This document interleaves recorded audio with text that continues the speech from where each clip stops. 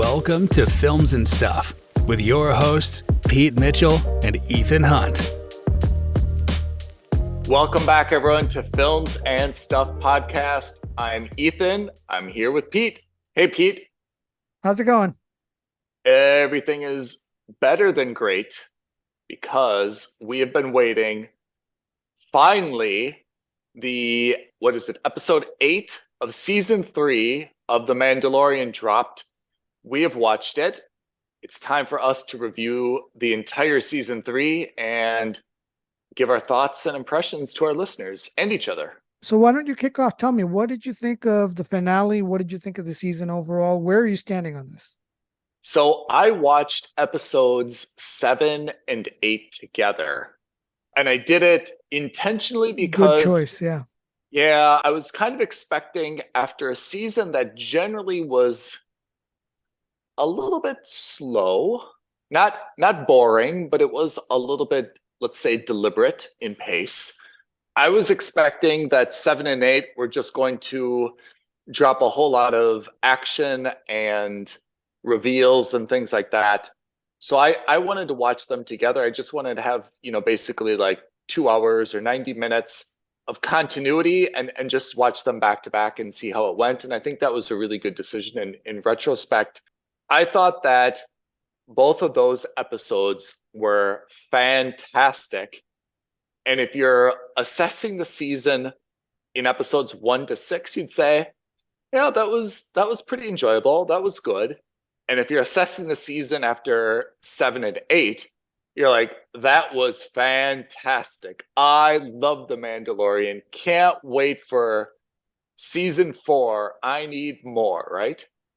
Oh, interesting. Okay. We'll probably talk about this at a later standalone episode, but I feel like after 4 seasons of The Mandalorian has really worked himself into the core of the Star Wars universe. He's a really beloved character now. And I think the transformation we've seen from him when we were first introduced to him kind of as in, season 1, episode 1, where he was just a bounty hunter. Now we see this at the very end where he adopts Grogu. He is making decisions in terms of, taking less risk, putting, obviously the youngling ahead of himself in terms of well-being. It's actually quite a journey for him. And I guess it's not like a redemptive arc, but it's interesting to kind of see him evolve as a person and be more than just kind of like a bounty hunter that has his like sole identity, right? I would definitely agree. And just as a side note, I mean, if it's not clear already, spoiler alert. Oh yeah, I should have said that. But too late. No, but that's fine. That's on brand for us. At least we remembered this time. True. Yeah, and the Mandalorians, I think, in general, have taken a much more prominent role, right? I mean, when we first saw this show, 3 years ago, the Mandalorians were lore, and we weren't introduced to, really any other characters. And now we know several of them by name. So I take that point, and I will add a little bit of flavor to it. I agree with you for your average Star Wars fan, but for people who are a little bit more in tune with the canon stories, we got to see a lot more of Mandalore and Mandalorians in the Clone Wars TV show. Oh, is that right? Yeah, there's a lot in there. So actually you see Bo-Katan's sister or mother. I can't, it's been so long, I can't remember, but Satine Kryze is in there. There's a lot of lore that comes out more in the cartoons, especially in Clone Wars and also in Rebels. So, which is why I caveat what you say, which is I think your average Star Wars viewer, I would agree with you. But I think for those who are a little bit more in depth or in tune, there have been other shows where we got to see a lot more of the pre-destruction of Mandalore life there. Is it consistent though?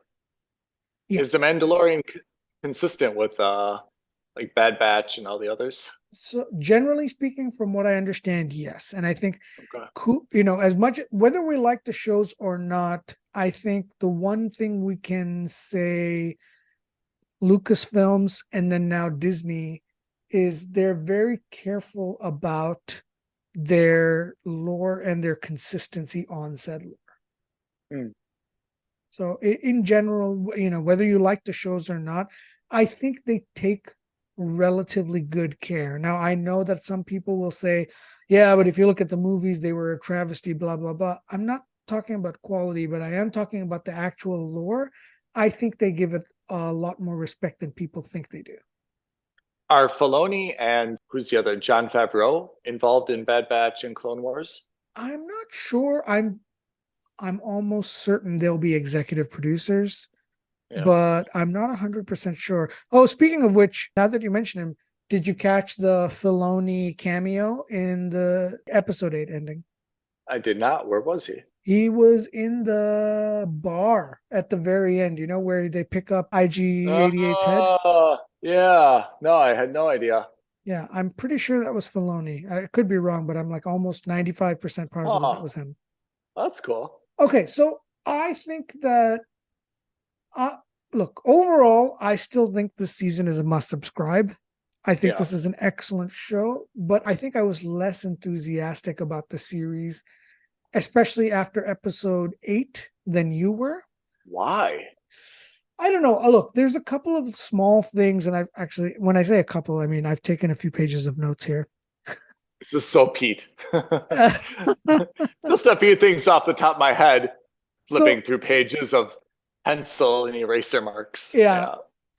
So I think you're absolutely right. Most of the season has been a bit slow and deliberate in its pacing, for good or for bad. I personally think it's good. I like learning the lore of Star Wars. I like that shows like this have the confidence to have an entire episode based on following Dr. Pershing, and we learn about what the New Republic is doing with all the Imperial equipment. I find all that kind of stuff so fascinating. And, like what people's mentality is on Coruscant and Alderaan and all those places. I think that's wonderful. So for me, I liked that, even though it was slow. What I think happened in episode 7 I thought was fine, but I thought 8 is where things started to go a little off the rails because it moved so fast. It was very action heavy, which is fine. I like good action because when The Mandalorian pulls off good action, it's fantastic. But it was so action heavy and it moved so fast that I don't know if they fully thought through some of the things they could have done. Let me give you one of my criticisms before we get to all of that. But one of the criticisms was this was a very CGI heavy sequence, especially when you have the Mandalorians flying down against the upgraded stormtroopers. You know what? I have a few comments here, if you don't mind me interjecting. Please. The first thing I thought of when I saw this was because Disney also has Marvel. This reminded me of a scene from maybe Iron Man 2. Iron Man 3, when he had all the different Iron Man suits coming in. That's exactly right. I mean, I was kind of like, 100%. Someone did like a copy and paste here, and they basically just kind of repurposed that scene. And my second issue, because I love breaking this stuff down with you, I thought that these jetpacks, and we saw like a scene a few episodes ago where they were chasing like this eagle that grabbed one of their kids. Pteranodon or pterodactyl or whatever. Yeah. The jetpacks had like limited fuel. They're not like jet engines that have unlimited fuel. And in this episode 8, we saw them flying around like legitimately for a huge sequence. And then the second guy flew into space. Yeah. So that undermines my understanding of what the limitations of the jetpacks were, because very clearly they put in that one episode, the guy's like, hey, I'm out of fuel. And he only flew after a bird for like, I don't know how far, right? Yeah. I'm a little bit for me, that was Yeah, there not was what definitely a I. big question mark there. Yeah, And yeah, then, like, some of the things were so cool, like when Bo-Katan kind of lands and flies off the bridge, but does a quick turn and then fires the missiles from her knees. yeah. That's cool on paper, but man, it looked really not great on screen. Like, I don't know if they didn't do the CGI right, but it just seemed really off. Well, they just kind of added some things that we haven't seen, right? I mean, we should have had a pretty good sense of like armor and capabilities, right? We even saw like a training montage like several episodes ago. We're on the beach kind of training. Yeah. I agree. Like there were kind of like some new things here that So I. we saw a little bit of that from the Book of Boba Fett because he also uses them. But Mm, all those are all the little minor niggles that I have, right? But I think the biggest problems I had was I get that these are upgraded stormtroopers. They're not the robots that we saw in season 2, right? These aren't the dark troopers that we saw in season 2. These are human beings. Yet they all seemed so hyper proficient with their new Beskar suits and their jetpacks. I mean, they seem to match the Mandalorians, if not surpass them. And the one thing is that the Mandalorians, even though they're a broken people, they are a formidable force, even on their own. And they seemed so equally or overmatched. And I think I would have preferred a couple of things. I would have preferred if maybe some of the people weren't so proficient with the equipment, one, or two, that for every 10 stormtroopers, they had one or two in the Beskar outfits. Because I also think that Beskar is something that very few people know how to craft. So all of a sudden now they have like an entire army's worth or a battalion's worth of people wearing Beskar. I don't know. It just kind of made it less valuable to me. The only ones who are supposed to wield Beskar are Mandalorians. And even within the Mandalorians, it's really like one or two people. So I was a bit disappointed to see that, but that's fine. And the reason is because I just thought that they felt either so overpowered or, and maybe this is just me, but it somehow felt that Mando was underpowered. Moff Gideon isn't exactly a young, spry dude. And he I mean, was yeah. on par slash beating up not just Mando Din, but also Bo-Katan. And that felt really wrong for me because he seems more like one of these officer types. He doesn't seem like a brawler type. I thought what would have been really cool, what if he had to release the clones early and it was like a small clone army of Moff Gideons fighting Bo-Katan and Din Djarin. Yeah, I'm going to take your overarching point and say this about episode 8. I agree with you. I like the granularity. I like the Yeah. granularity in Andor. I like the granularity in Mandalorian. It's really what I want. I'm not really looking for action. I'm looking for information, context, and details. I thought actually the season was very good up to 6. I thought 7 was excellent. 8, I felt just reverted to it escalated too quickly. Yeah. Your point about the Moff Gideon battle is not wrong. I don't disagree with it, but for me, it wasn't the problem with the blow by blow details of that battle. It was the fact that why did it need to 2 episodes ago he didn't even exist. We hadn't even Yes. seen him. Why did we have to go from Fantastic not point. existing to a hologram and now he's in black Beskar with a purple saber, which is cool, by the way. And what, all of a sudden also they have an Imperial base on Mandalore? Has that Yeah, always been yeah, there? I agree. Why not make that the recurring theme for season 4? I just felt that there was Yes. no reason to jam all of that into the season finale. Yes, it's fun for a season finale. We all get excited. We get, our blood pressure goes up and blah, blah, blah. But there was no reason that they needed all of that fireworks in the last episode. That should have been drawn out over a number of episodes, and all your points are correct. The jetpacks are too much. The stormtroopers are too much. Moff Gideon was too much. And the base, I mean, with all the TIE fighters, come on. I mean, Din was just there like a while ago. I mean, all of this was too much. I just felt that it was a lot of stuff jammed together, a little bit like a magic trick. Don't look behind the curtain. Yeah. Just focus on, the action and be happy. Look at that It shiny armor. Yeah. Counterintuitive to what I'm watching this show for. I'm Yeah. not here for a 2-hour cinema ending. I'm not here for John Wick. I'm here for the granularity. And they undermined a lot of that because they're usually so good at explaining how we got here. And here they just plop this base and Beskar and all this other stuff like in our laps. It didn't sit well with me in that way. I still liked it, but I wish they would not have done it that way. Yeah, I think you're absolutely right. I think it's also imperative that we make that point crystal clear to our listeners. Yeah.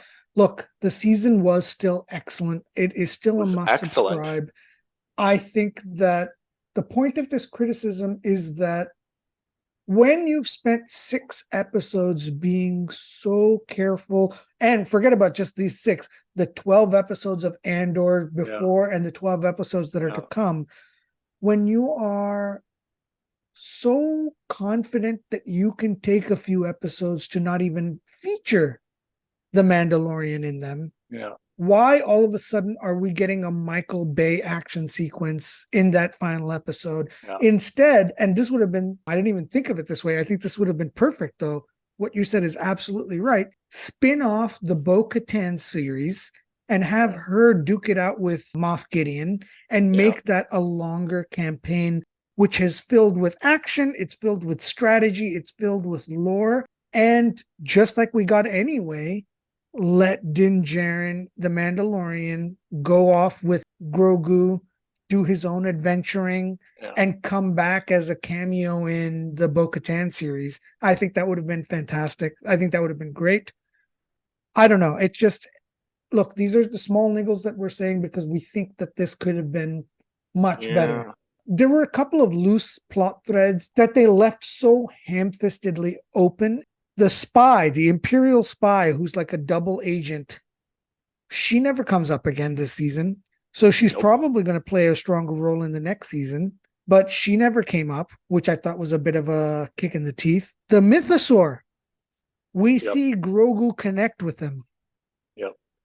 Man, can you imagine? All things were lost. Moff Gideon is now wielding the Darksaber, which, by the way, we'll get to that as well. But it looks like everyone is down and out. And then all of a sudden, Grogu comes storming out from underneath, riding the Mythosaur. And the Mythosaur lays waste to the entire Imperial army. Oh, my God. I think that would have been much better. And speaking of the Darksaber. Oh, can we just say what a pathetic end to such a... It just looked like a kitchen knife. Was like... It was the MacGuffin the entirety of season 2. It was the unifying artifact of season 3. And then at the end of it, they kind of pulled a Ryan Johnson on us and they destroyed it in a heartbeat, right? He just destroys it single-handedly. He just kind of crushes it. Literally single-handedly. He just kind of grabs her hand, squeezes it real tight, and then it falls into this mangled piece of aluminum. And, I don't know how durable these things are meant to be, but lightsabers are supposed to be the most legendary of weapons, right? I mean, for God's sakes, Luke's lightsaber fell from Bespin, and we see it in episode 2, and we get it back in episode 7. How is that possible? That this thing falls from Cloud City and it's fine. And then Gideon is able to crush the Darksaber. I don't know. I thought that was a real slap in the face. I was really disappointed. I thought what was going to kind of happen, I don't know if I formulated this at the time, but then after I just saw that thing on the ground, like a soda can, I thought they were going to fight and she was going to drop it and it would be kicked over the edge. And it was just going to be this thing that was now missing. And maybe people were going to try to go after it like in future episodes, but like no one was going to have it. I didn't think it was just going to be like smashed. I thought that was really anticlimactic ending to the whole thing, you know? They could have rectified that so easily by having the last scene or one of the last scenes, you know, when they do that epilogue series where they're showing different people doing different things. Yeah. How cool would it have been if you see Bo-Katan and the armor working together to repair the Darksaber? Yeah.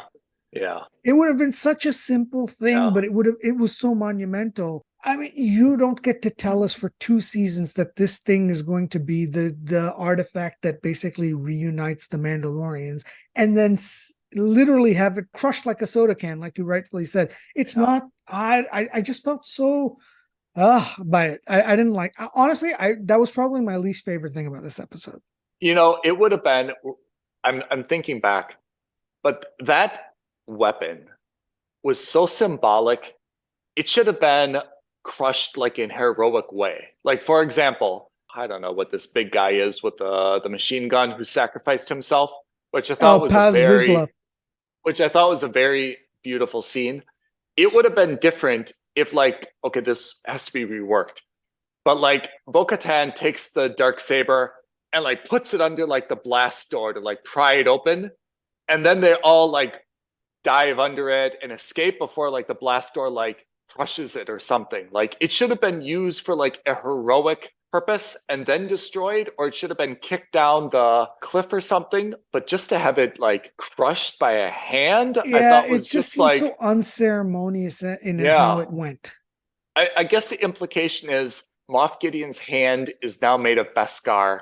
Yeah. So it's so strong, but the Darksaber's not made of Beskar. Like, come on, it doesn't make any sense, right? Yeah, I mean, exactly. I just, there's so many things they could have done instead. Yeah. I don't know. I just find that it's a bit weird. Look, at the same time, I'm also glad that they didn't use that as an excuse, as a lame ass excuse to kind of stop moving forward. But at the same time, it's just like, oh my God, you could have done so much more with it. I agree. Like, if it's going to be destroyed, I think it should have been destroyed in a heroic way. You know, it should have been used to pry open a door, or the mythosaur steps on something. Yes. Yeah. Anything. My God, the mythosaur eats it accidentally because, you know, I don't know when he, there could have been so many different ways to do that. I don't know. I just think that I was just annoyed by that, honestly. My takeaway from episode 8 is that, look, next season of The Mandalorian or Bo-Katan's first season, whatever it's going to be, every Mandalorian better be armed to the teeth and covered head to toe in Beskar. If Moff Gideon can do that in a matter of weeks on Mandalore, then the armor should be able to do that as well. Yeah. I mean, I don't know. Do you believe Moff Gideon is actually dead? No, I also don't think he's actually dead. Yeah. I mean, he's got the Beskar suit. He's probably somehow protected under this pile of rubble, right? Yeah, they did the cutaway just as the fire was engulfing him which, by the way, was a very cool scene to see the destroyer go down. I thought that was pretty epic. But if they really wanted to show that if he were dead, they would have showed his body. They would have done something. They wouldn't have just let it be. Yeah. I don't know. I was a bit annoyed. I was a bit irritated by that. But anyway, let's talk about the good. So again. Oh, can I ask one question? Yeah. Where is Boba Fett? That's a fantastic question. One that I didn't even think of until you just asked me that. Why wasn't he involved in this somehow? Has Disney just said, look, obviously no one wants to see Boba Fett. Let's just pretend that guy doesn't exist anymore. Yeah, but I mean, like, how is Boba Fett not in that? I mean, that would have been the perfect time to bring him back and to even give like I don't know if they're ever going to have another season of Boba Fett, but that would have been a great option to like give him a little bit of a springboard, right? How amazing would it have been if you don't want to talk about the mythosaur, no problem. Imagine if he had come in with the Rancor. Yeah. Yeah. I mean, how epic would it have been that it was 1-on-1 Bo-Katan versus Gideon. Yeah. Then it became 2-on-1 and Gideon was still powerful, overly powerful, which I still don't get, by the way, but I was like, fine. How epic would it have been if all of a sudden Boba Fett in all his armored glory comes riding in on that Rancor to save the day. And that could have then set up an interesting dynamic for the leader of Mandalore in the next season. Yeah. But I don't know. Anyway, look, we forgot to mention the Praetorian Guard, not a fan. Oh, really? Not a fan of how they were used, or not a fan of them generally? How they were used. I think they look cool as heck. I mean, the last time we saw them was The Last Jedi, but not happy with how they were used. With all due respect. Yeah, walk me through it. Tell me. 3 Praetorian Guards who could take on Kylo Ren and Rey weren't able to chase down Grogu, who's doing flips on a light fixture? Come on. Yes. So I thought, the use of Grogu, I thought was actually quite exceptional. And the idea to put him in, is it DS11 or DS12? Am I getting that? IG-12 or IG-12. Yeah. I thought that was not only humorous, but that was quite brilliant. And I was okay with all of that. But then I thought it was really disappointing how kind of cartoonish it got. Yes. Where they're just kind of chasing him and he was just kind of like flipping from thing to thing to thing. I liked how he used his force capabilities to kind of like push the lightsabers. I was really worried that they were going to have him have this like aha moment and he was going to become like Yoda and he was going to be like manipulating people all over the place. And I was worried that was going to be like too much too fast. So I'm happy they didn't do that. I thought they used his powers right. But I thought that it was too extended how he was just kind of like hopping and flipping around. Yes. If they would have cut that and instead had, Mando come and save him, that would have been a little bit better. The dynamics of that duel were excellent, right? Where Mando's actually landing the blows, but where he's not able to save himself, Grogu was his support. I thought that worked fantastically. Yeah. And it was a good complement of their powers, right? Because we haven't seen Grogu do anything offensive with his powers except for force push. Yes. He can just keep things away. Yeah. Exactly. I thought that worked incredibly well. Yeah. And I expect to see more of that in the next season. Like I expect now that we've seen him not hold his own, but at least add value in a fight scene, I expect to see a lot more of that. Oh, when you say that about the Praetorian Guard, I don't know why we're not employed by Disney, because what I kind of think should have happened is that, Gideon was being kind of like beaten down, and then the Praetorian Guard kind of like came to his defense. Those 3 occupied Mando and Bo-Katan, and then Gideon kind of like made his getaway, like severely damaged or injured or something, right? Like, those 3 kind of stepped in just to like save him. But I agree, they looked cool as hell, like visually stunning. But the idea that there's 3 of them and Moff Gideon against Bo-Katan and Mando, it seems like definitely they should have won that fight, right? Yeah. Like the Empire should have won that fight. That's absolutely. That's 4 on 2. So I think our general consensus is that great season up until including 7. 8 got a little bit heavy on CGI and accelerated action. And it definitely could have been teased out into the next season. There's no reason to escalate that so quickly in season finale. They made the victory a bit too definitive. Yeah. I think it would have been better if they had a small victory where they're able to successfully take back some parts of Mandalore and start building up civilization. But we see that the Imperials still have a presence there. And that, the next couple of seasons, or the next season at least, is going to be about a war of attrition back and forth between the 2. Yeah. I mean, I liked that about episode, I guess it was 6, maybe it was 7, I can't remember. They're obviously teasing the Ahsoka series with the return of Admiral Thrawn.